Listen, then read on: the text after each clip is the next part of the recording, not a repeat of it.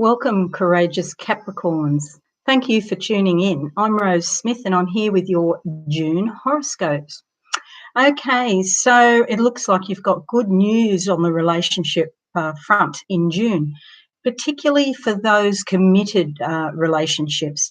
So I'm not talking about someone that you just met or someone that you have a sort of casual thing with. This is about relationships that are at a deeper level.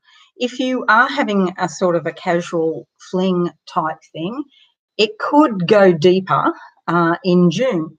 It's the kind of month where you need to spend a lot of time meditating, a lot of time going within and really focusing on what your needs are, okay? Because in July, there's 2 eclipses and in Cancer and Capricorn, and so you are going to be affected in a mighty way.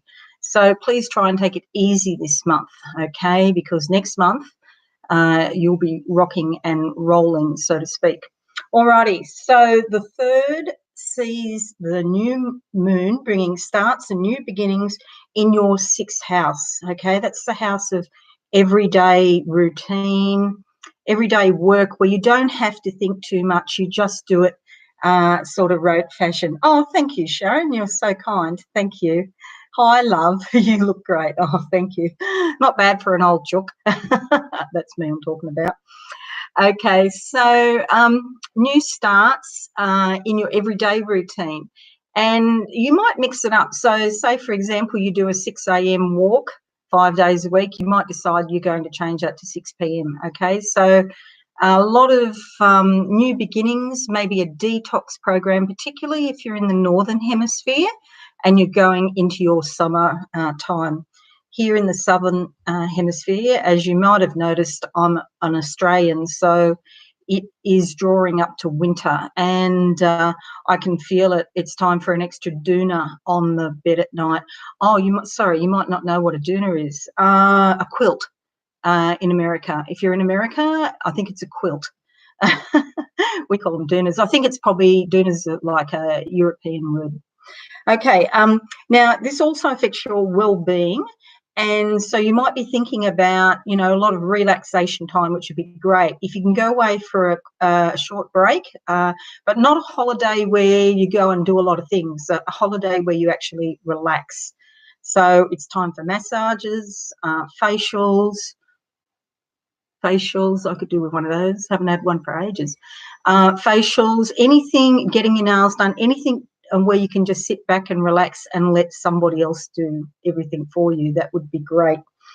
Alrighty, on the 5th, the planet of messengers or messages joins Mercury, joins Mars, okay, and that's in your 7th house. Now, Mars is there all month. Now, Mars is all about motivation and taking action, and it kind of compels you to do something in order to meet your heart's desires. And with Mercury going in there as well, there's going to be a lot of talk and messages back and forth and sharing information in your 7th house, which is the house of committed relationships. So this is usually thought of as a sort of a partnership or a relationship which is quite serious, but it can also be a business relationship. Doesn't necessarily mean a personal relationship. So if you've got someone that you work closely with and you're sort of like in a partnership arrangement, there could be, you know, a lot of activity going on for you in June and a lot of messages. But basically with that, it's about, you know, if it is a marriage or if it is a personal relationship, a romantic relationship, it deepens that relationship. So that relationship can go on to a new level. So it might be a renewal of vows. It might be deciding to have a baby, buying a house together, something that deepens the relationship and there's activity about it, okay, steps to be taken about it. Okay, so now the 9th sees Venus moving from the 5th to the 6th houses. Now, Venus is a beautiful energy and often involved with the appreciation of art, love, anyone with, you know, heavy Venusian influences is in love with the idea of love, so that can be sort of Librans are particularly into that. And Venus moving from the 5th house is like your playful, childlike, joyful self, and then into your 6th house of every day. So it's bringing this beautiful, harmonious, peaceful energy into your everyday life and your routine of, you know, what you do when you get up in the morning and if you work and how you work and then what you do at night, and a sense of contentment, which is fabulous. The 17th sees a full moon in your 12th house. Now, the full moon is notorious for bringing stuff up, and the 12th house is all about your subconscious. Some people call it the house of the divine, the house of the goddess. It's kind of a strange kind of place. It's unknowable. So we can talk about it, but it really, you know, anything that anyone says about the 12th house does not really give you the full idea or the impact of what the 12th house means. There's a large hidden part of the 12th house that nobody really understands. And yet, paradoxically, we go there every day. We're in our subconscious every single day. Every time we go to sleep, we go down deep into our subconscious and into our bodies and out and beyond somewhere else. So you're likely to get, with a full moon there, you're likely to get hidden things from your subconscious coming up. They might have been things that you forgot about, things that happened, you know, millennia ago, I was going to say, maybe. I was trying to say there might have been things that happened years ago, but it come out as millennia, so it must be right. It's a Freudian slip. That those things, that could be to do with your family, it could be ancestral memory or past lives, could be anything. Because think of the subconscious as like a iceberg, and the top, the very apex, is just the top of our personality, what we're aware of at any given moment. And there's all this down underneath, and that just goes on forever. So great month for meditation, for self-reflection, you know, going on long walks in the forest or at the beach by yourself without any devices, okay? Leave your phones at home. 22nd sees the sun joining Mercury and Mars in your 7th house. So the sun going into the house of committed relationships. They're having a real party in there, all those planets. And the sun brings awareness and insight and happiness and, you know, contentment. So again, it looks really good for serious relationships. 27th sees Mercury going into your 8th house. Now, the 8th house is all about sex. It's shared resources, intimacy, other people's money, and with Mercury, that ensures that communication will take place, okay, over these issues. So it could be where other people's money is concerned. It could be a loan from a bank. It could be taxation. It could be, in Australia, we refer to it as superannuation. In America, I think it's called 401k. That's your retirement funds, okay? So these large sums of money that authority figures look after for you. It could be to do with sex. It could be to do with intimacy generally, okay? But there's some communication around the 27th of June around those subjects. Okay, so let me have a little look psychically for Capricorns in June 2019.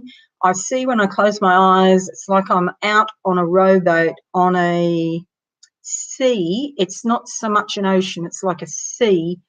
The waves are small, but they're fast and they're kind of choppy. And so that just suggests to me that there's no great storm or anything coming emotionally.